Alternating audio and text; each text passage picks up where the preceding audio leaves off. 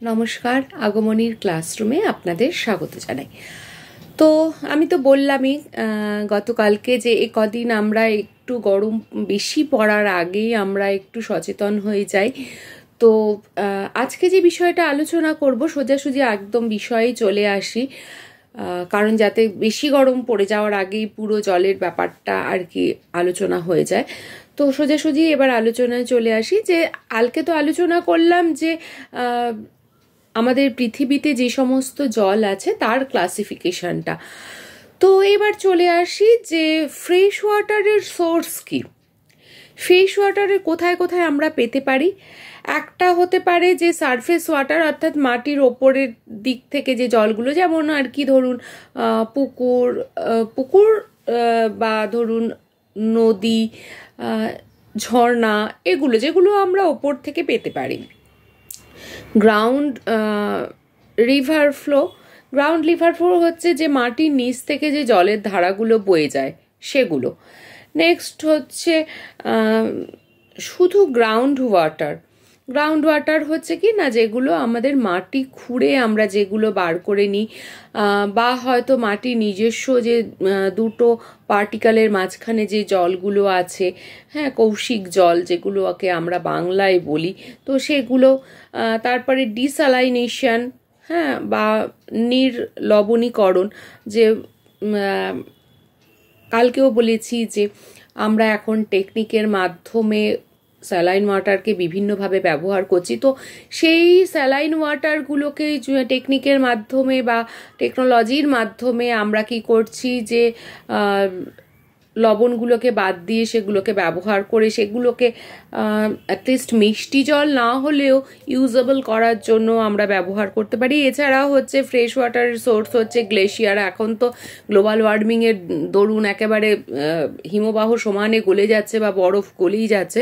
তো এগুলো হচ্ছে সমস্ত ফ্রেশ ওয়াটারের সোর্স। এবার হচ্ছে ফ্রেশ ওয়াটারের ইউজ। ফ্রেশ ওয়াটারের ইউজ তো আমরা সর্বক্ষেত্রেই করে যাই। তো ফ্রেশ ওয়াটারের ইউজটা সর্বক্ষেত্রে করে গেলে হবে না, এটাকে আমাদের লিমিটেড ইউজ করতে হবে। আমাদের নিজেদের ভবিষ্যতের জন্য, নিজেদের সাস্টেনেবিলিটির জন্য এটাকে লিমিটেড করে দিতে হবে। আমরা কি করি, আমরা খাওয়া থেকে শুরু করে চাষ করা থেকে শুরু করে আমাদের ওয়াশরুম, গাড়ি ধোয়ার, এভরিথিং, রাস্তা ধোয়া, সমস্ত কিছু আমরা ফ্রেশ ওয়াটারে চালিয়ে যাই। আমাদের চেষ্টা করতে হবে যে এই বিষয়গুলোকে না করার।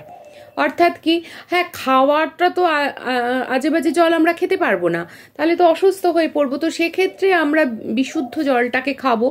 এছাড়া জলের রিউজ করতে পারি, যে নোংরা জলগুলো আছে সেগুলো দিয়ে আমরা রাস্তাঘাট ধুতে পারি, গাড়ি ধুতে পারি। যেগুলো কালচারাল ফিল্ডে ইউজ করা যায় সেগুলো আমরা এগ্রিকালচারাল ফিল্ডে ইউজ করলাম। একটু সেখানে খারাপ জল হলেও খুব বেশি কিছু যাবে আসবে না, হ্যাঁ। তবে ভীষণ রকম পলিউটেড জল না, যেটা আর কি মাটি বা গাছের জন্য ক্ষতিকারক, এরকম জল নয়। তারপরে যে ড্যামগুলো রয়েছে সেগুলোর প্রপার ইউজ করতে হবে। যে শুধু বর্ষাকালে জল ছেড়ে দিলাম, গরমকালে কিছু সেগুলোকে নিয়ে ব্যবহার করলাম না, ওইগুলো না, ওগুলোকে প্রপার ইউজ করতে হবে। তারপরে ধরুন গরমকালে আমাদের জলের চাহিদা এমনি বেড়ে যায়, শুধু খাওয়ার জন্য নয়, বিভিন্ন পারপাসে একাধিকবার আমরা সকলে স্নান করি। তো আমি স্নান করাটাকে আটকাতে বলছি না, ওটা নিড আমাদের গরম দেশে অন্তত। তো সেক্ষেত্রে শাওয়ার ইউজ না করে আমি বলবো যে বালতি ভরে জলে স্নান করুন। কারণ শাওয়ার ইউজ করলে মেন্টাল স্যাটিসফ্যাকশন আসে, ঠিক কথা, একটা ফ্রেশনেস আসে, ঠিক কথা, কিন্তু প্রচুর জলের অপচয় হয়ে যায়। সেক্ষেত্রে বালতি ভরে চান করলে জলটা খানিকটা সেভ হয়।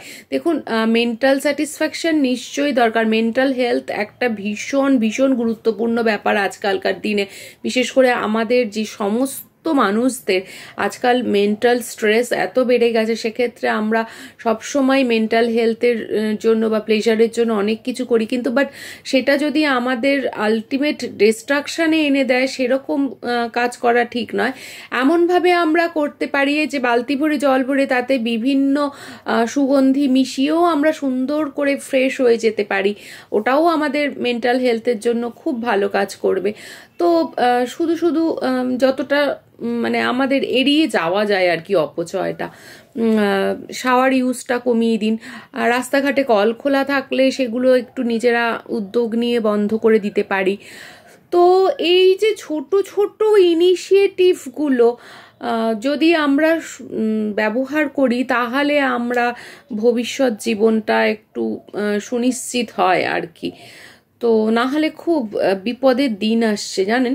তো এইগুলো এছাড়া যেটা করতে পারি যে বর্ষাকাল আসছে, আমরা বৃষ্টির জলকে ধরে রেখে সেই জলগুলোকে বাইরের কাজে ব্যবহার করতে পারলাম, হাত পা ধুলাম, তো বা এমনি গরমকালেও টুকটাক বৃষ্টি হয় সেগুলোর সময় ধরে রাখলাম। তো এই সমস্ত কাজগুলো আমরা ইউজ করতে পারি। এছাড়া বিভিন্ন রকম অপশান আছে, যে অপশানগুলো এরকম শর্টে বলে দেওয়া সম্ভব নয়। তো সমস্ত টপিকগুলো, জল রিলেটেড টপিক যত আছে, আমি রোজই একটু একটু করে আপনাদের কাছে তুলে ধরবো। তো এই কটা দিন একটু জলের বিষয়গুলো আপনাদের কাছে আমার অনুরোধ রইল, কাইন্ডলি শেয়ার করবেন, কারণ অ্যাওয়ারনেসটা খুব দরকার আমাদের মধ্যে। হ্যাঁ, আমাদের হয়তো আমরা জানি কিন্তু আমাদের ব্যবহার করার সময় খেয়াল থাকে না। তো প্লিজ সেই জন্যই বারবার সবাইকে নক করতে হবে যাতে আমাদের বিষয়টা মাথায় গেঁথে যায়। হ্যাঁ, তো প্রচুর প্রচুর প্রচুর পরিমাণে শেয়ার করবেন।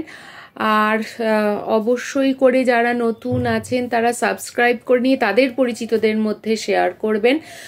ভালো থাকুন, সুস্থ থাকুন, সচেতন থাকুন। কালকে আবার একটি জল বিষয় নিয়ে আলোচনা করব। নমস্কার।